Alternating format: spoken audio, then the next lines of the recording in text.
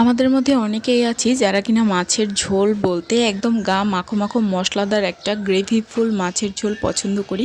আজকে আমি গরমে খাওয়ার জন্য একদমই সিম্পলভাবে পাতলা একটা মাছের ঝোল তৈরি করে দেখাবো। আশা করি রেসিপিটি আপনাদের ভালো লাগবে। তো চলুন মূল রেসিপিতে চলে যাই। আমি এখানে একটা ছোট্ট লোহার কড়াই গরম করে নিয়েছি। এবার এর মধ্যে দিয়ে দিচ্ছি বেশ খানিকটা সরিষার তেল, কারণ আমি ফার্স্টে মাছগুলোকে হালকা আঁচে একটুখানি ভাজি করে তুলে নেব। এর জন্য মাছটাকে আমি আগে হলুদ লবণ দিয়ে মাখিয়ে নিয়েছি। আমি এটা পোয়া মাছ দিয়ে করছি, আপনারা চাইলে সামুদ্রিক যে কোনো মাছ দিয়ে করে নিতে পারেন। হতে পারে সেটা ইলিশ, হতে পারে সেটা চিংড়ি, হতে পারে সেটা লাল পোয়া, হতে পারে ঢেলা মলা, যাই হোক। এবারে মাছগুলোকে আমি আস্তে আস্তে তেলের মধ্যে ছেড়ে দিয়েছি। মোটামুটি 3-4 মিনিট মতো ভাজি করলেই হবে। আর অবশ্যই তেলের মধ্যে মাছ দেওয়ার পর সঙ্গে সঙ্গে নাড়াচাড়া করবেন না, এতে করে কিন্তু মাছটা নিচ থেকে লেগে যাবে। তো আমি মোটামুটি 1-1.5 মিনিট পরে মাছটা একটু উল্টে দিচ্ছি। আমি হালকা ভাজি করে এই মাছটা নামিয়ে নিব। সামুদ্রিক মাছ খুব বেশি ভাজি করলে কিন্তু এর টেস্টটা নষ্ট হয়ে যায়। মাছের মাথাগুলো খুব সুন্দরভাবে একটু উল্টে পাল্টে নিয়েছি। এবার আমি নামিয়ে নেব।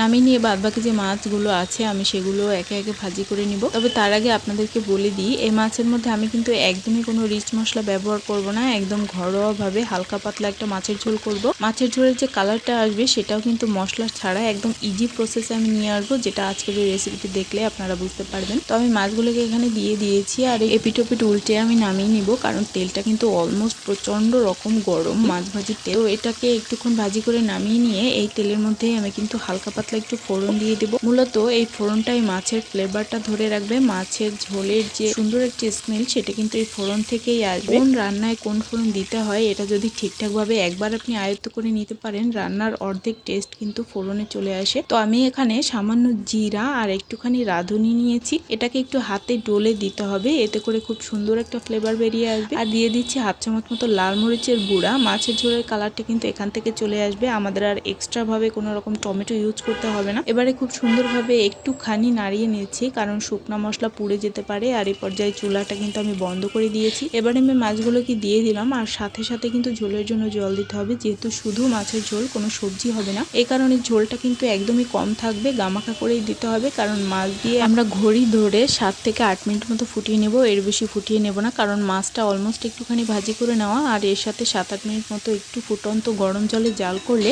মাছের ঝোলটা কিন্তু আমাদের একদম রেডি হয়ে যাবে। তো আমি এখানে ঝোলের জন্য পর্যাপ্ত পরিমাণে জল দিয়ে দিয়েছি। ঝোলটা একটু বেশি দিয়েছি, কারণ আমার ঘরে সব খাবারেই ঝোলটা একটু বেশি খাওয়া হয়। এই কারণে যদি আপনাদের ঘরে কম খাওয়া হয় অবশ্যই কম দিবেন। এবার আমি দিয়ে দিচ্ছি 1/2 চামচ মতো হলুদের গুঁড়া। যেহেতু আমি এখানে এক্সট্রা কোনো মশলা আগে ব্যবহার করিনি, এই কারণে আমি এখন সবকিছু দিয়ে দিচ্ছি। পরিমাণ মতো লবণ দিয়ে দিই। এখানে বাদ বাকি আর কোনো মশলাই যাবে না, সামান্য একটুখানি নাড়িয়ে দিতে হবে এখন। তবে সেটা খুব সাবধানে, কারণ মাছটা কিন্তু ভেঙে যাওয়ার একটা সম্ভাবনা থেকে যায়। তো মাছটাকে একটু হালকা হাতে নাড়িয়ে দিয়ে এবারে খুব সুন্দরভাবে আমি 7 মিনিট মতো ফুটিয়ে নেব। এবারে আমি দিয়ে দিচ্ছি 1/2 চামচ মতো ভাজা জিরার গুঁড়া। এটা আমি শুকনো খোলায় জিরাটাকে টেলে নিয়ে তারপরে শিলপাটায় গুঁড়ো করে নিয়েছি। তবে তোমাদের কাছে যদি প্যাকেটের গুঁড়া থাকে তাহলে সেটাও ব্যবহার করতে পারো। তবে আমার কাছে মনে হয় ভাজা জিরা গুঁড়াটা দিলে বেশি সুন্দর হয়, খুব সুন্দর একটা ফ্লেভার আসে। তো যাই হোক, আমার কিন্তু 8 থেকে 9 মিনিটের মধ্যে মাছের ঝোলটা অলমোস্ট রেডি হয়ে গেছে। 10 মিনিট আমি বলবো না, কারণ মাছ ভাজি হলে এটা কিন্তু খুবই অল্প সময়ের মধ্যে রান্নাটা হয়ে যায়। একবার ট্রাই করে দেখো, অবশ্যই ট্রাই করে দেখো, এটা খেতে কিন্তু দারুণ মজার হয়। তবে এখানে তোমরা চাইলে পেঁয়াজ বা রসুন ফোড়ন দিতে পারো, অবশ্যই বেটে দেওয়ার চেষ্টা করো না, ভাজি করে দিও। তো এইখানে দেখো